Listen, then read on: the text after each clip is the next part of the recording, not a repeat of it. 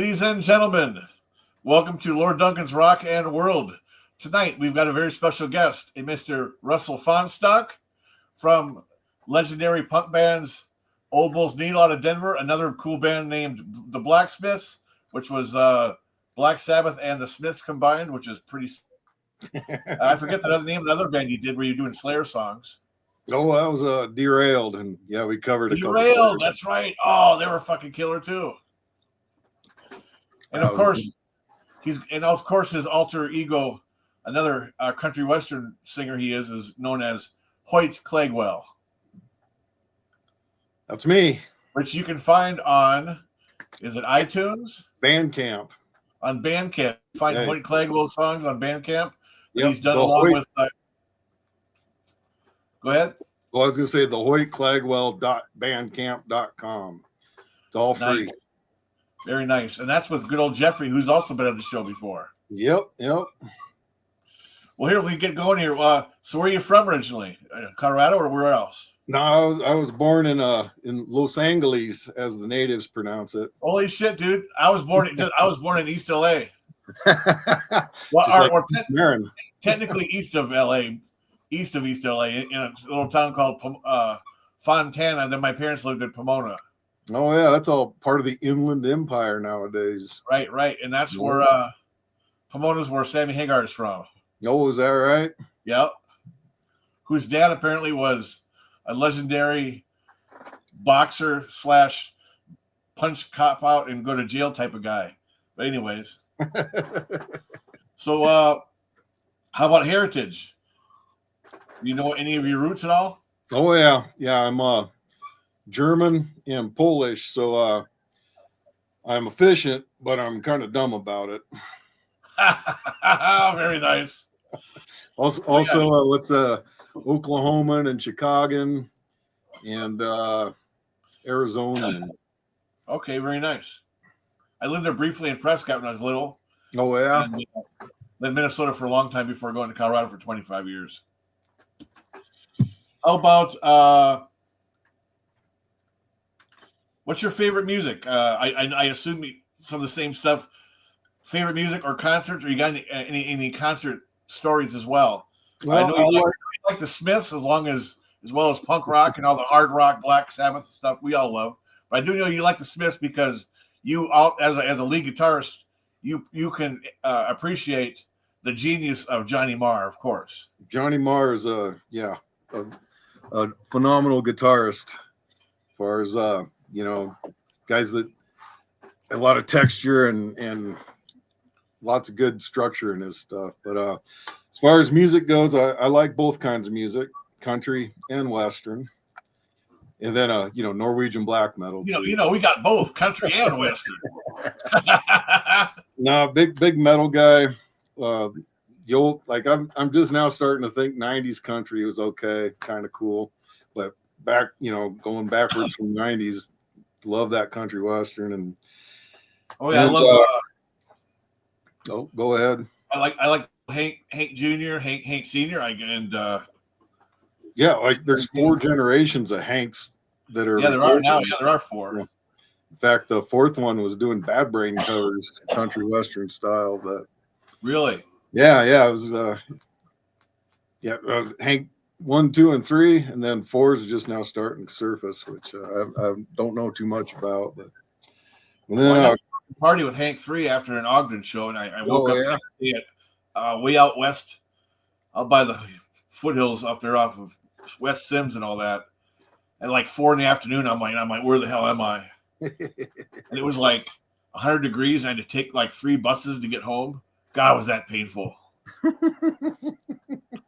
That was when they had the Murder Junkies opening up for him.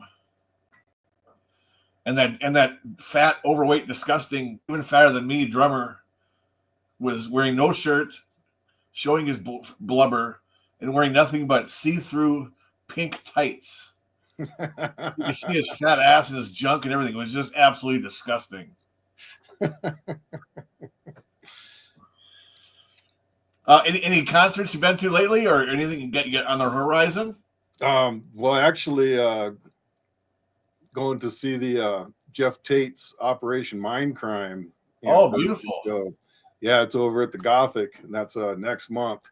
So Sure. check that out. It's not Queensryche, but it's Jeff Tate, which sure. And then he's doing the whole Operation Mindcrime, from start to finish. So right.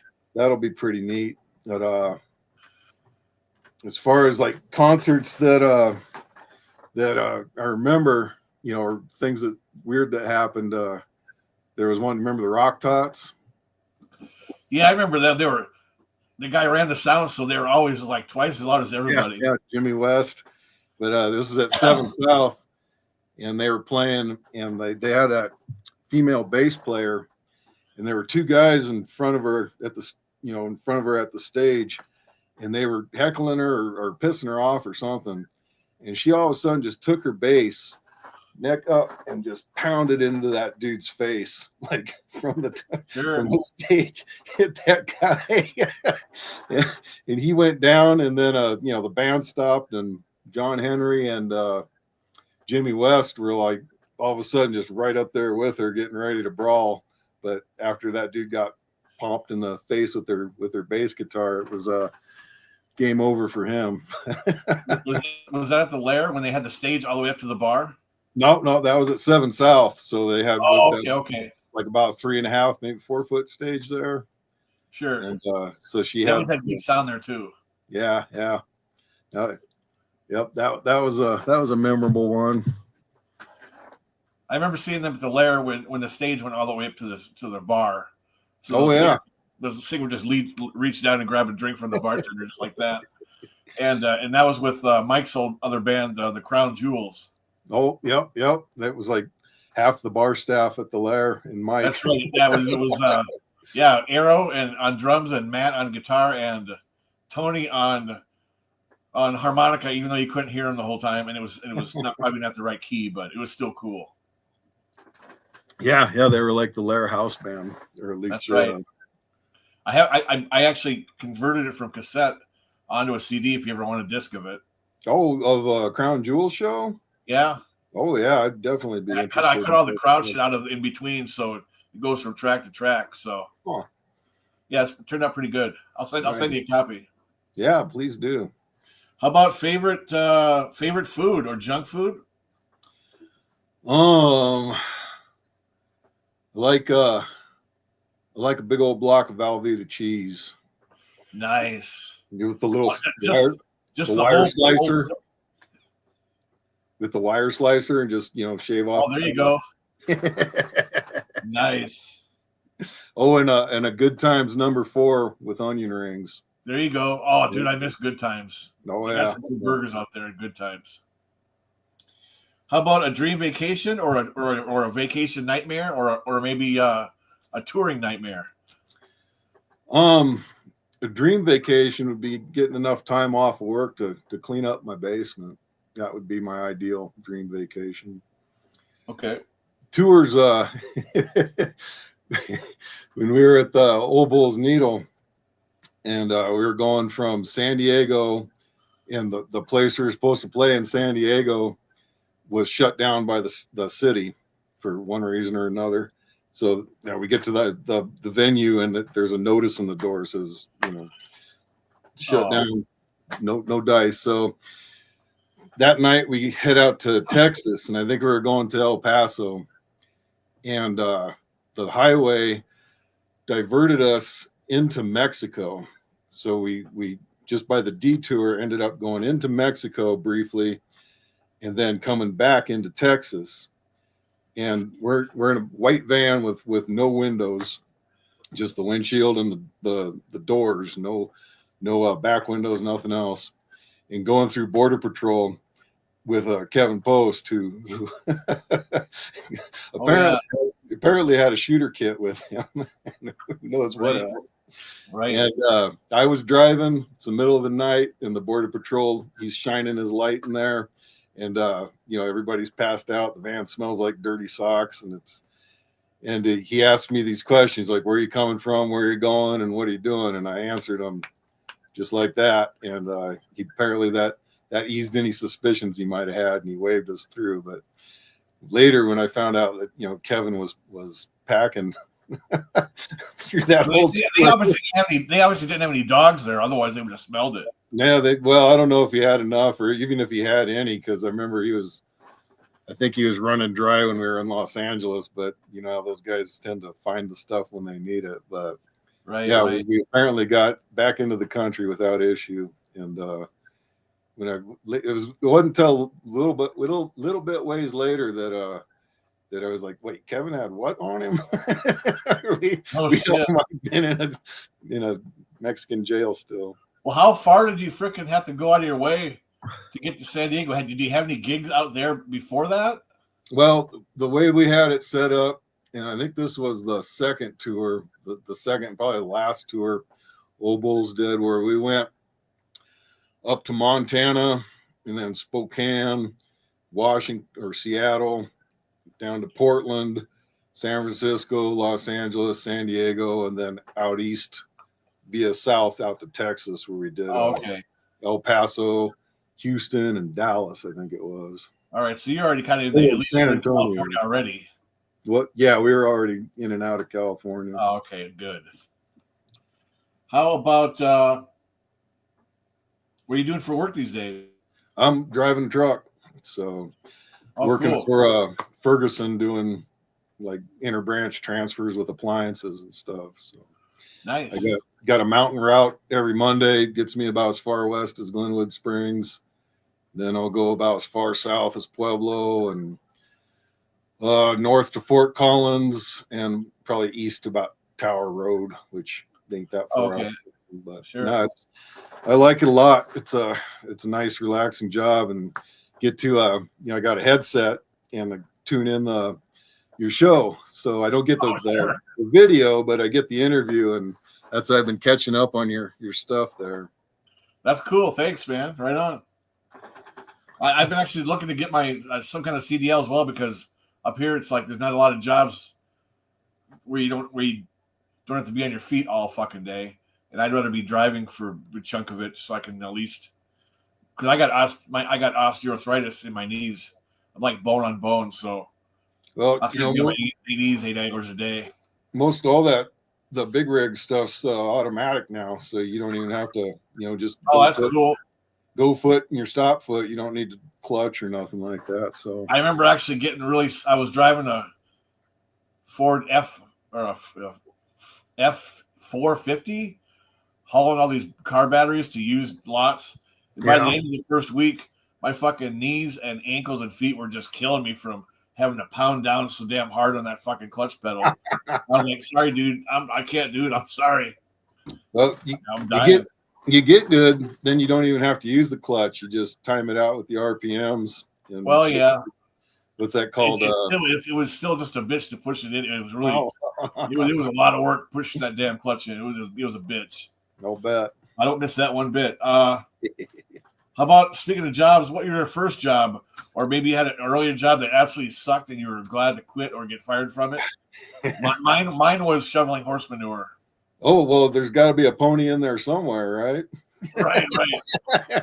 We had burrowing rats on the sides of the burrowing in between old fucking shit and hay, matted down hay. I spent over 20 years in the moving and storage business. Okay. And that fucking sucked. Sure. I was about 14 years on the truck, and then 6 or 7 years kind of as a fleet manager, compliance guy, and I did not like hardly any of those 20 years.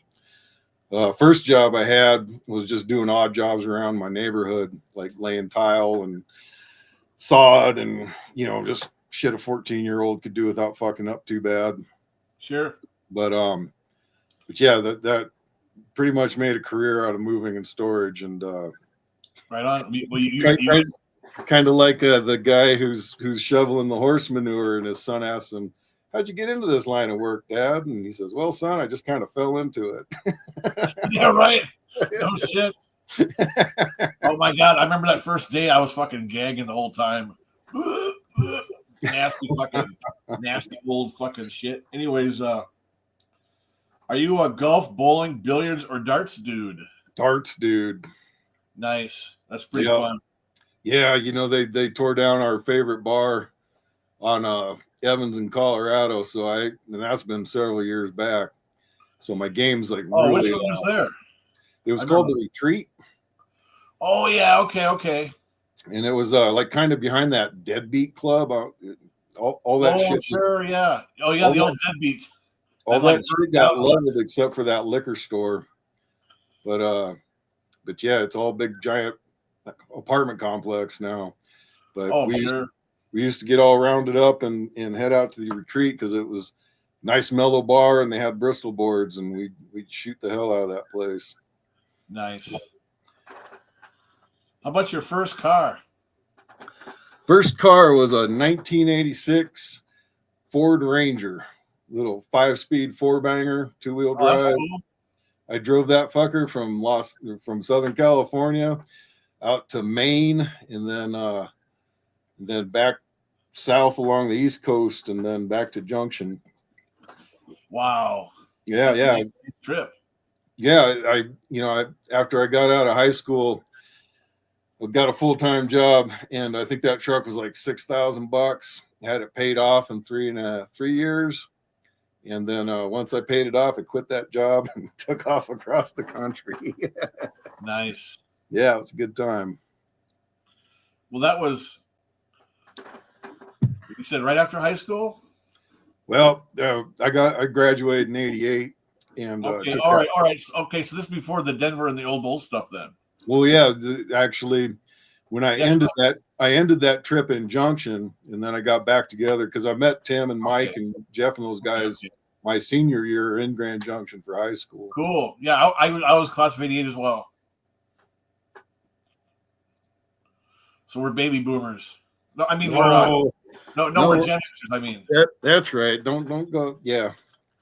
I just saw something on the other day on TV. I'm like, something about the dad was obviously our age, and the kid was trying to call him a boomer. It's like, no. Boomers are 46 to 64. And a lot of people think that if they're born in the early 90s that they're Generation X. It's like, no. It's like 65 to like 81, I believe, for Gen X. Yeah, the first article I read on it was claiming Gen X was 61 to 81. And then millennials came after that, but all that stuff's kind of a bunch of silly nonsense. But that it is. You got any pets or tattoos? I got a dog named Floyd. Actually, found him in the newspaper. That's the picture of him there. Oh, cool. Yeah, he's a good boy. He's 10 years old. January. You rescued him. Yeah. He a divorced gal had to move into an apartment and didn't have the space for him. But he takes me for walks every day, and he's a good dog. And then my wife's got a cat. Right on. And so those are the pets. I've had cats. I had a cat, but living here on the lake, a fox or a coyote must have got it. Is that right? Yeah, but I got little Daisy here now, my little rescue dog. No, good. With her normally curly tail. Right, Daisy? You a good girl? All the way from Houston. No kidding. Yep, someone just left her on the side of the road. Jeez. How about favorite movies? Oh, gee. There's a handful of movies I try and watch at least once a year. And it's like Full Metal Jacket, Apocalypse Now, River's Edge. You ever heard of that one? Oh, hell yeah. Christian Slater. I mean, Christian. The freak that. You're thinking of Crispin Glover. Christian Glover, yeah. Crispin. No, Crispin Glover. Yeah. He tried to kick David Letterman in the head. Yeah. Keanu Reeves is in that movie. Yeah, I remember that. And that can't go wrong with the dead corpse way too long. Used Cars with Kurt Russell back in 1980. Yeah. Oh, it's great. He's like, yeah, that's a good one. Yeah. Dr. Strangelove. Sure. Just about any Stanley Kubrick movie is fucking good to go. What was Weird Al's UHF movie? Hell yeah, dude. Yeah. I always every time I do a cooking segment, a lot of times I mention going down to Spatula City to get my spatula. Yes, Spatula City. All we sell is spatulas. What else we got? Monty Python's Holy Grail. Gotta watch that every year or so. What is your favorite color? Wrong. Wild at Heart. David Lynch just passed recently. Oh, yeah. That's right. That's the one with Nicolas Cage, right? Yeah, and Laura Dern. Yeah, that one was killer. That's got to be like one of my all-time faves there. What about Mulholland's Drive? I don't know if I ever saw that one. I saw it in the theater, dude, and it was kind of fucking scary. It was kind of freaky. Blue Velvet was I think my introduction to David Lynch. That was a good shit, PBR. Oh yeah, Isla Bella Rossellini all naked on the porch. Yep. Nice. I got True Romance is probably one of my favorites, and then of course all the Tarantino and actually Tarantino wrote the screenplay for True Romance. That was Christian Slater, right? Yep, he plays. In fact, my old bandmates, because he plays a guy named Clarence. Or Clarence, what was his character's name? And then Gary Oldman, the dreadheaded drug dealer. Clarence Worley, that sounds like a nigga name. Well, my bandmates, Derek Duncan, that sounds like an N-word name. All right, whatever. Yeah. That movie had like at least 14 big stars in it. Huh. Did you ever see Pump Up the Volume with Christian Slater? I don't think I ever did. What was it about? I think it takes place in Arizona, or it's set there, and he's a high school kid that runs a pirate radio station. Okay. And it was a pretty fun movie. I remember seeing that in the theaters way back. I think it was like 89 or maybe 91, but it was worth checking out if you like Christian. Oh, and Heathers, he was in. Oh, of course. Yeah, I was going to say that's right around the same time as Heathers. Yeah. Yeah, old Winona Ryder was in Heathers, and that. Yeah, that's freaking legendary there. Yep. Nice. You got. Here's one for you. So we'll say you're dead and you're a ghost. Who would you haunt or want to hang out with? Who's either alive or another ghost?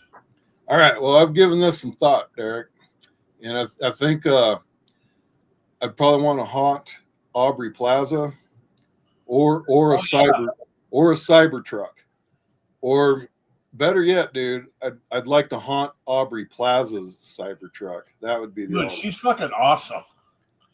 She's so fucking kind of weird, but pretty hot. No argument there. And she did the grandpa played by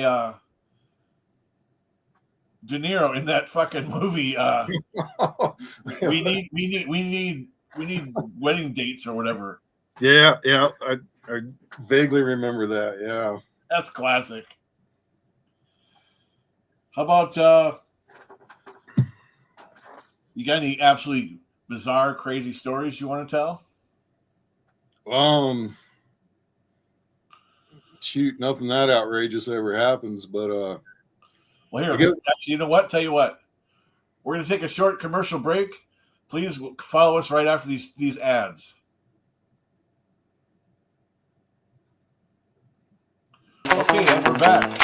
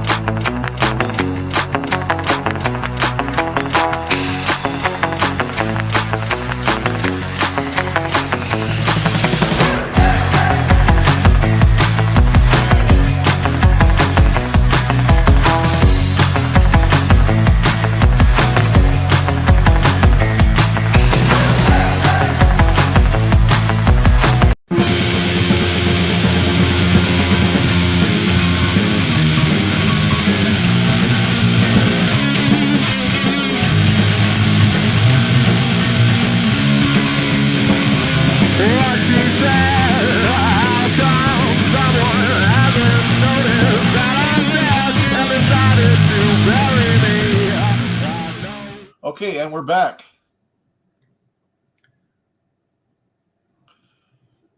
We're back, brother. All right. What crazy stories? I'll slip those in here after. All right. Are we still on the crazy story thing? Let's do a crazy story thing for sure. All right. So, all right. This is the probably the grossest moving story that I had in those 20 years in that biz. And before you say anything, I suppose so. You're helping people move, and sometimes you had to go in their apartment that still had all the shit in it, right? Oh well, that's what you do. You go and you're just grabbing like the big furniture and shit, right? Oh yeah. Household moving. Okay, all right. So it probably, I imagine some people's houses didn't smell so good. Anyways, keep going. This is the worst one out of those 20 years.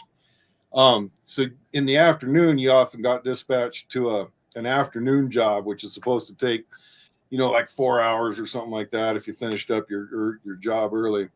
We get sent out to this super shitty apartment complex out in Aurora, and you start to get a sixth sense about you when you're a mover as you approach a place, kind of to brace yourself for what you're in for. And this guy's on the third floor of a third floor walk-up apartment, and the place is pretty dilapidated and in bad shape. And we get to his door, and there's all his smudges, and the door's dirty, and you just know, you're like, oh shit, this is going to be a shitty, dirty move. Knock on the door, and the guy opens it up, and out of my peripherals, I see this like black blur move along my feet. And I was like, what the fuck was that? And then all of a sudden, this dude's like, my dog. This guy's dog, he had the dog, the little dog, and its fur was all matted and gross. It was all dreadlocked and shit. Oh. And he comes out, and his apartment's all dark, and he opens the door. He comes out, chases down his dog, and you can just kind of get this whiff of like, fuck, dude, we're walking into something awful. And he's like, okay, come on in. And we like, dude, you got to turn on a light or open up a drape. We're not going to walk into this dark apartment. I want to be able to see what I'm stepping in. Well, that's just it, dude. We start walking in there, and we're all, we got our boots on and shit, and the floor is crunchy. And we're like, what the fuck? So he opens up the drapes, and I look down, and this whole entire carpeted floor is just crusted dog shit. Oh. We start looking around when the light gets shed on it, and he's got a kitchen sink that's just like a solid black mass of fucking mold, boxes that are marked dirty dishes. It's just like, dude, if I cut myself on this job, I'm gonna need a tetanus shot, right? Shit, so something probably besides that. We do our walkthrough, and I get on the phone to my dispatcher, and I explain the situation, and he says, like, dude, go ahead and walk, get off that job. And I'm with two other guys, one named Ruben, one named Scott. Scott was always fucking hard up for money, and he's like, come on, dudes, I really need the money. Let's just do this job. And me and Ruben are like, fuck you, dude. We don't want to do this. Yeah. But we did it anyway. And so we get all this stuff moved, and this guy's brother's with him. And this guy, he had AIDS or something. He wasn't in good shape. Get him all moved into his mother's place. And his mother ain't in any better shape than he is. Like, she's on oxygen, but her place is immaculate. Like, just fucking everything's the way, like a little model home, right? We moved all this dude's dirty shit down to her basement, and it took 6 hours to do everything because we didn't want to touch nothing, and it was awful. Anyway, we get all done, and I'm settling up the bill with her because she's paying for it. And I would have charged her extra for that. Well, one of the perks of moving or being in that business was you got tipped, and not all the time, because some people never even thought to tip a mover. They'd tip a pizza guy, but they never knew it. Anyway, this old gal, she writes out the bill, and then she's like, "Oh, you guys are so good, and thank you for moving my son's stuff. Here's a little something for you," and hands me a $5 bill to split 3 ways. Oh my fucking God. It's like, don't spend it all on penny whistles and ribbon candy. Don't spend it in one place. So we get back to the truck, and Scott and Ruben are waiting there for me, and I was like, "Here's our tip, guys," and we just like, "Here you go, Scott, you fucking asshole." You need it more than we do, so here you go, asshole. Yeah. Oh fuck, that's brutal. That we shrink wrapped everything just to avoid from actually touching that stuff. And those are the jobs we call glove burners, because at the end of the day, you threw your gloves away. You just probably your clothes even. Yeah, threw all your shit in the wash. But yeah, that was the worst of them. There was a couple others, but they all paled in comparison to that fucking dirty ass job, man. God, that's fucking horrible. So what's you got going on this summer? Oh, let's see. We're gonna try to get down to Four Corners this summer. Oh, very nice. Yep. It's like Utah, Arizona, New Mexico, and Colorado. Yep. My daughter's been interested in checking that out, so we're gonna try and make it down there, and then visit some family that's down in Ridgeway. And other than that, it's swim meets and soccer and stuff like that. So stand in Colorado, light up a bowl, walk over to Utah, or first go, "I'm not breaking the law. Now I'm breaking the law. Now I'm not breaking the law." They actually legalized it here in Minnesota finally. For rec and med? Yeah. Yeah. Of course, there's not a lot of, I don't think there's more than a few, there's not that many dispensaries yet. There's like 2 or 3 up northwest of me here, up in native reservation land has 2 or 3 of them, but there might be one down in the cities, but it's going to be a slow process before they finally get to that. But well, if you're thinking about getting your CDL, you gotta clean up on the marijuana. Well, you know what? I don't even do it really at all. Yeah. In fact, I got some gummies once, and I tried one, and just like everybody else, I waited 45 minutes. I don't feel anything. Let me have another one. And then all of a sudden it hit me hard. I'm like, hanging out with my dad, my dad in the kitchen. I'm like, oh shit, I'm way too high. I don't like this. Yeah, because apparently 1's not enough, but 2 is too many. So I guess I should have just had 1.5. I don't know. Yeah, when that shit come up for a vote here, was that 2012? The whole edible thing never even crossed my mind, and that was some of the stuff that's caused the biggest problems. Right, because people react to it differently versus just basic weed, or just like you said, like you eat one and then an hour goes by, you're like, I ain't feeling nothing, let's eat some more, and then they're fucking killing their wives and jumping out of buildings and shit. Right. Well, at least now you guys have mushrooms, right? Oh, well, they've been mushrooms, the actual mushroom too itself. No, they've been decriminalized. So, there's some kind of weird line between, like, if they're not going to sell them in a store, but they're not going to put you in jail for it. But yeah, if you get caught with a bunch of shrooms on you, I guess they can't charge you with anything, but you can't really like sell them. But then you play. So don't have them in a bunch of separate little baggies. Well, I've gotten ads on my phone that are saying they sell gummy shrooms now. Oh, right. Hey, I don't know what that's all about, but no, outside of people talk about microdosing, and I think that's what they're talking about. Yeah, they're taking a small little dose of mushroom, and it makes them feel pretty good throughout the day and stuff. They're not like tripping out and shit, but it's enough just to make them feel slightly better than.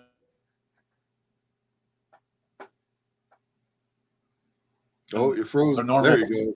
Yeah. I don't know. At this age, Derek, I don't want to take a trip inside my mind anymore. No, dude.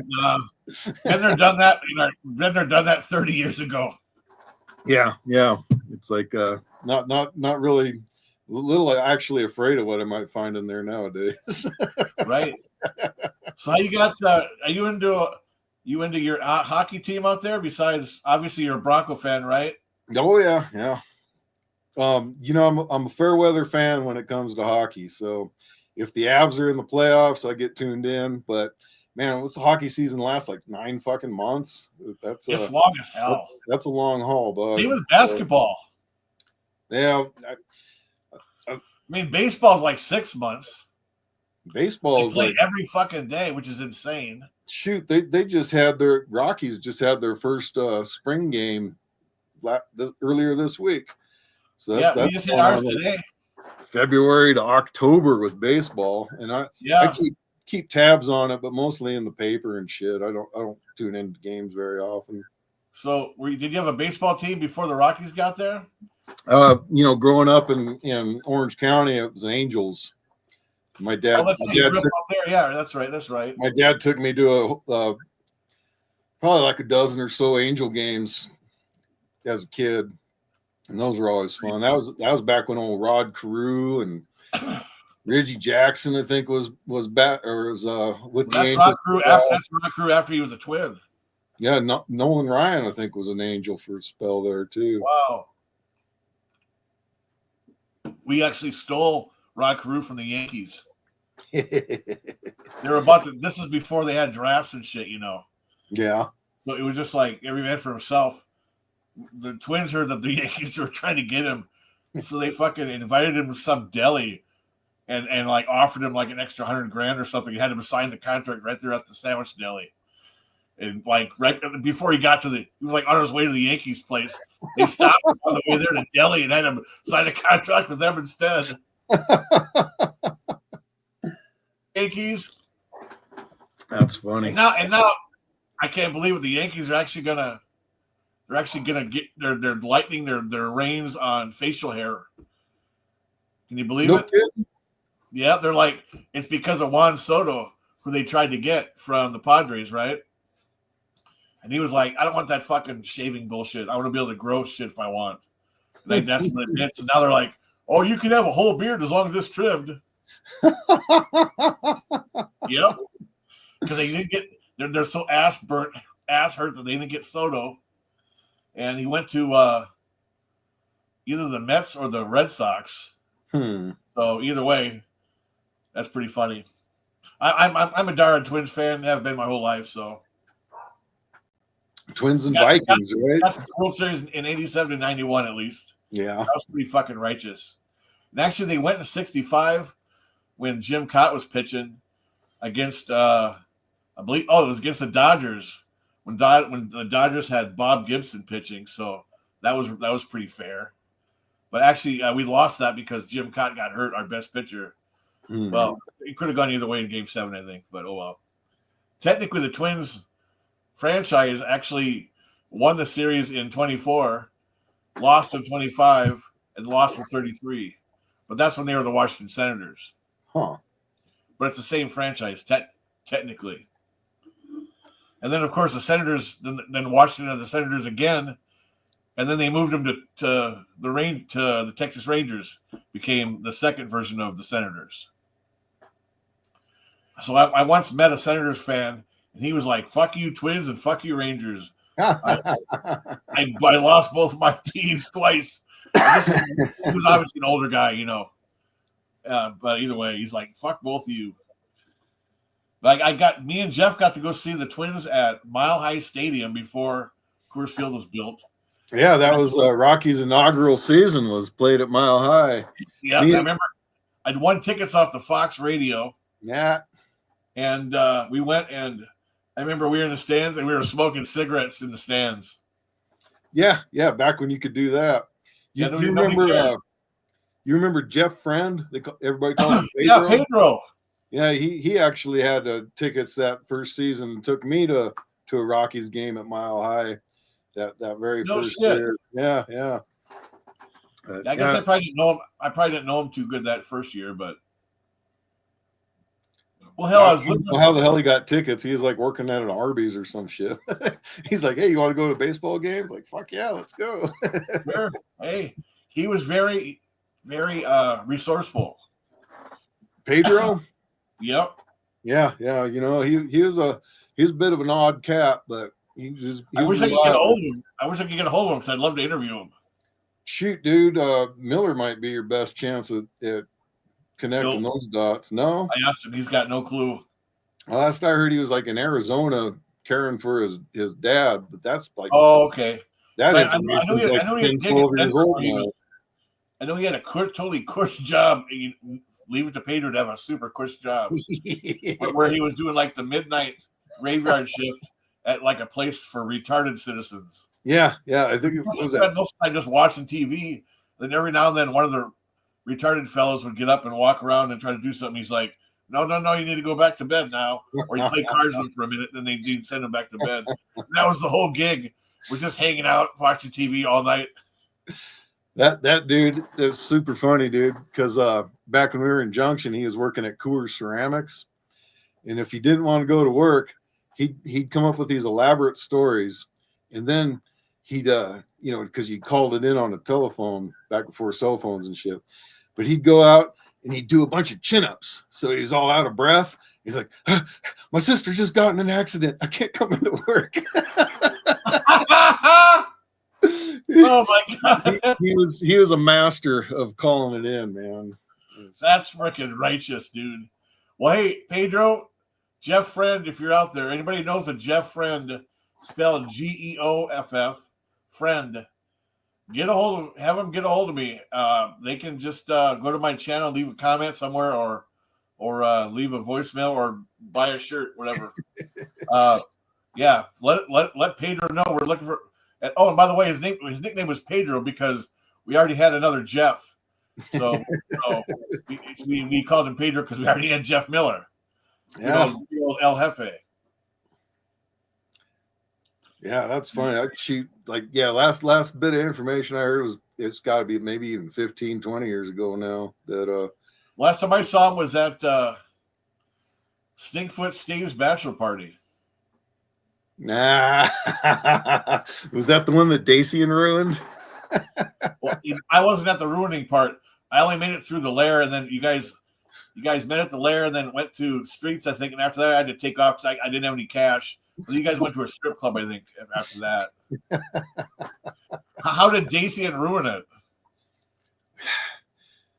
I want to say, shoot, was that? Because I remember Steve's bachelor party. We went to a bunch of bars on East Colfax and the Diamond Cabaret. And then I want to say, fuck, was that? But Steve was living off of like 6th and Lafayette or something. And somebody ordered him up a couple gals that, they were all goddamn master or, studying in college and doing sex shit on the side. And they were stripping like in the house. So it wasn't like in a public place. And so they were going to, there was 2 of them and they were going to go down on one another. And the only condition was nobody was allowed to take any pictures. No, nothing. And so we're all gathered around waiting for this to happen. And a flash goes off. And they're like, all right, fuck you guys. We're out of here. We're done. Way to go, Dacian. It was Dacian. And I wonder if fucking those girls were like, hey, shoot a picture so we don't have to do this shit, because they'd already collected all their money and stuff. And then they kept their money. Yeah, and Dacian ate the rat, but I don't know if that was the way it was for sure. But remember, we were all like, "Wow, this is gonna be great," and then Dacian fucks it up. It's a one-on-one lesbo action. That's fucking funny as hell. I remember Dacian was funny as hell. He was like, works for jerks, and employment ruins my enjoyment, or something like that. He had those phrases. I think the only job that dude ever had was I think he was like, he was on that trust fund from his grandma or whatever. Oh yeah, well that was I need another $5,000 or whatever. Well, his grandpa was like an industrialist and invented something for ejector seats in fighter jets. And he had like a pretty interesting, or his family did, his mom's side of the family had an interesting financial background all the way back to the Great Depression, where these guys, wow, like ended up on top of the heap instead of, like everybody else. But anyway, what was the fucking thing? Daisy and he was, I think he laid sod for like 2.5 hours, and that was the only fucking job he ever had. Well, dude, that's hard work, and if you've never done it, I can see why he didn't want to do it anymore. No, this is back when he was like fucking 16 or something, and he that was his only job. Wow. Yeah, that's what he'd brag about. It's like, yeah, I fucking worked. I laid sod for 2.5 hours. I worked at Taco Bell for 2 shifts, so a total of 14 hours. The fucking manager kept yelling at me for screwing up the orders. I was like, I can't learn all this shit I just started yesterday. How am I supposed to know how to do the till and make all this shit exactly how you want it, you know? Either way. And that was back when Batman came out, the first Batman. Oh, was that 89 or something? With the Prince tune. Yeah. And with Michael Keaton. What's that? Was it Michael Keaton was the Batman? Yep. Yeah. Well, Taco Bell, they all had these sweet black Batman shirts. They gave me this fucking ugly pink colored, looks like puke, pink colored thing with some Adobe picture of the old Taco Bell Adobe on the front. And I'm like, why can't I get one of those cool black Batman shirts? And then they even still were like, make sure you return your shirt or you won't get your check. And I'm like, okay, here's your dumb shirt. Well, listen, I've had a really good time catching up with you again, buddy. Yeah, likewise, Derek. And speaking of, we got my old high school buddy and I are going to go see Devo in June. No kidding, huh? Fucking Devo, dude. We were band geeks. I played trombone. He played baritone. His sister played trombone before I moved to that town. They all made these shirts that said Spud Rock on them. Spud referring to, oh no, it's Devo, the cover where their heads are sticking out of potatoes. Yeah. Well, Devo fans are called Spud Rockers. So anyways, it's gone full circle back to 85 when I joined the band in Olivia, Minnesota. But it'll be cool to see them. And then seeing my old buddies from Alaska and Scotty Barr from Iowa now, who went to see Iron Maiden with me back in October. We're getting together for AC/DC on April 10th. So needless to say, I'm putting money aside every damn day because it's not going to be cheap. Nothing is these days, buddy. Nope, not at all. Well, hey, so you got how many kids you got? I got 2 daughters, and one's going to be 25 this year, and then the other one's going to be 14 this year. That's awesome. Hey, wasn't your old lady that she used to play guitar, or she was in that kick-ass band, wasn't she? Yeah, she's bass player. Yeah, what was the name of the band again? She was first band was the Swindlers. Yeah, the Swindlers. They were fucking killer. With Shane and Jerry. Yeah, they were great. Yeah. Then she's been in like 2 or 3 other bands since then. So do they have any kind of footage on YouTube for the Swindlers? I don't think the Swindlers do. I know they got a disc out that I could probably do something like to try and get to you if you're interested. Hell yeah, if you can burn me a copy, that'd be great. And then she was in a couple other bands after that, but Luna Soul, I think, is one of the bands you can find on YouTube. She's in Luna Soul? Yeah. I remember that name big time. It was the guy that was in what was his name? He was in that band with the singer from Caius. I don't remember. Josh Holm? It wasn't Josh Holm. Oh. It was Josh Holm was in Caius, but the singer was his name Gomez or Martinez or okay. He was in another band after that, and the guitar player lives here now, and she was in a band with him. That old fucking Cricket on the Hill girl, Shauna or Sarah. No, it wasn't Sarah. It was that dark-haired girl, looked like Joan Jett. Oh. What? I don't know. I just remember Sarah from Cricket on the Hill. Sarah was, yeah. I haven't seen or heard from her at all lately, neither. Played for Buck Wild at one point. Yeah, she played for a bunch of people. But what the hell was her name? Anyway, she's been in a few other bands. If you Google Luna Soul, you'll likely find something because they were pretty. I guess got some stuff on the net and shit like that. Right on. So I suppose you guys can't probably ice fish out there, can you? You can in was that Georgetown? I think they got the ice fishing. You know how you practice for ice fishing, don't you? How's that? You sit in the shed and drink beer. Oh, just sit in your shed in the backyard. I'm practicing for ice fishing. Go in your garden shed and drink some beer all summer long. I salute you, my man, for saying that. Well, folks, we bid you adieu. Thank you, Russ, for joining the show. My pleasure, Derek. Thanks for having me. Of how to you want to learn how to practice ice fishing, go sit in the shed and drink beer. Hey, dude, I love you, brother. Thanks for coming on the show. Derek, I'm glad to see you doing something that gets people together. And there you go. Class, bud. And I hope we can do it again sometime soon.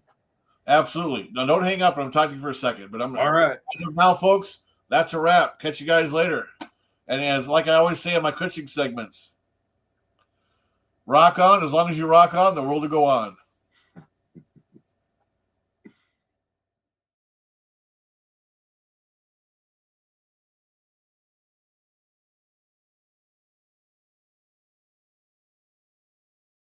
Lake Arrowhead, home of the world's cleanest water, and Arrowhead beer. Hello, I'm Stephen Lentz, president of the Arrowhead Brewing Company, and I believe that the purity of our ingredients is paramount. We travel the world over to find the freshest natural spring water so that we can bring you, our consumer, the cleanest, highest quality beer possible. After all, beer consists of 98% water. Arrowhead beer. Quality you can trust. Hey, what the f*** are you doing? What the f*** does it look like I'm doing? Jesus Christ, don't piss in the f*** water. Where the hell do you want me to piss? In the boat? Arrowhead beer. Real beer for real men.